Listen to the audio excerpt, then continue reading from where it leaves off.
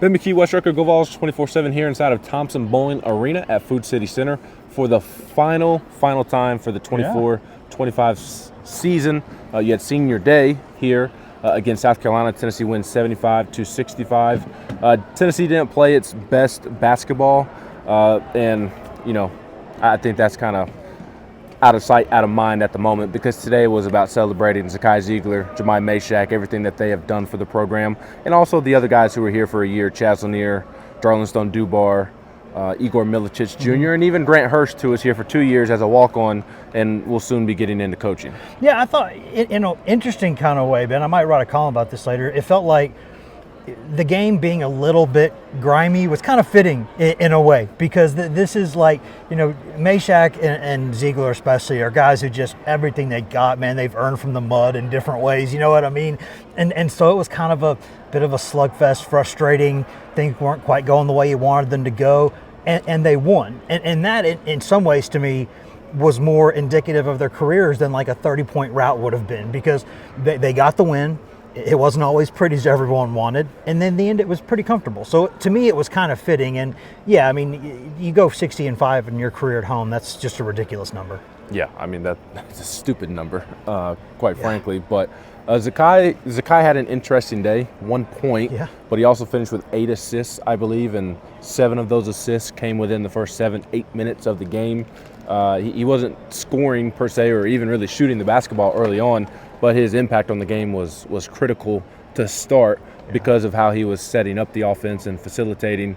And, I'm sure he'd like to have more than 1 point. But that start to the game, especially on senior day, even if they held senior day ceremonies afterwards, it's still very important. Yeah, it is. And I think it was, in a way, sometimes you just have those games where one moment can just kind of change things. And when he got his second foul, he had been playing so well. He was leading everything. They were getting open shots. He was distributing it. He was pushing it. He was being a factor on defense.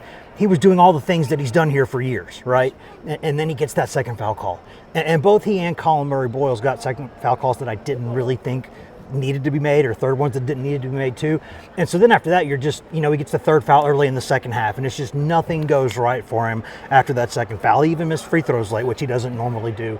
But I mean, Tennessee doesn't win the game without him, and at the end of the game, he's still a guy that you want with the ball in his hands. So, yeah, it was an interesting day for him, but I wouldn't say a bad one at all.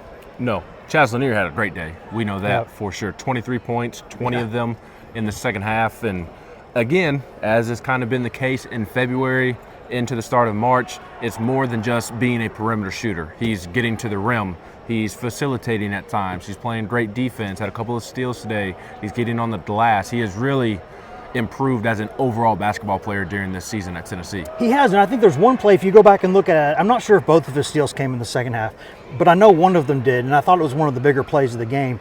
And he made a play that I just don't think there's any way he would have made earlier in the season. I just don't think he would have, because out of the corner of his eye, he saw that a pass was kind of going against the grain, didn't have a lot of mustard on it, and went and snatched it and went the other way with it. And he really kind of read that like a football defensive back, and made the great, like a Meshack kind of play there is what that was. And that's just not the kind of play he would have made earlier in his career. So on both ends of the floor, he came here to become a better overall basketball player. And I think by any fair assessment, he absolutely has. Yeah, he absolutely has. Can still shoot, though. Can definitely still shoot the basketball. Jordan Gainey continues to knock down critical shots in the mid-range, get to the rim as well. With the win today, Tennessee secures a top 4 seed in Nashville. Alabama then upsets Auburn in Auburn because Mark Sears hits a game-winning shot in overtime. What a basketball game as well. So with Alabama's win over Auburn, Tennessee is not able to tie them in the standings, and they would have had the tiebreaker. So Tennessee is the 4 seed. They're going to play the second game next Friday against the 5 seed, the 12 seed, or the 13 seed. And that will be the second game of the first session, which the first session begins at 12 Central. So Tennessee is looking at an approximate 2:30 Central start. 3:30 Eastern. The world runs on Eastern time. Yeah, but we'll be running on Nashville time, which is Central time, next week. And I asked Rick about the importance of a double bye. I think it's more critical than ever that Tennessee is not playing until Friday because of how physical this league is this year. If you're to play to Sunday, you're playing a physical game on Friday. Tennessee would likely play Auburn on Saturday, and then an SEC tournament championship game, and then a quick turnaround for the NCAA tournament. So the fact that you're guaranteeing at most you play 3 games, I think it's huge.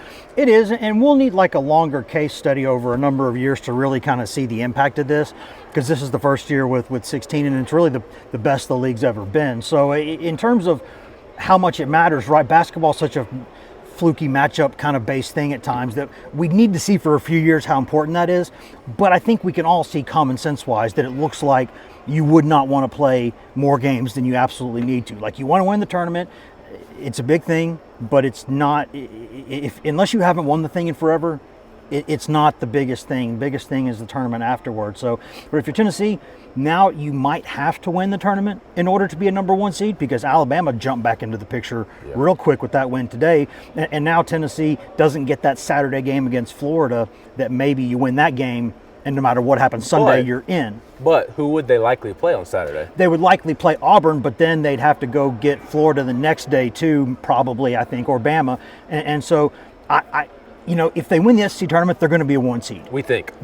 If they don't, then they got to get an inside straight draw, or just, if you remember Bruce Pearl's first year when they got the 2, and everybody was like, "What the hell? How'd that happen?" They'd have to get one of those again in their favor to be a 1 seed. But they're going to be a 1 or a 2. They're going to be going there and feeling good about it, and we'll see what they can do. Yeah, and with a 2 seed, you're probably not traveling as far as you would with the 1 seed. So I think we had that conversation last year. We'll probably have that conversation again.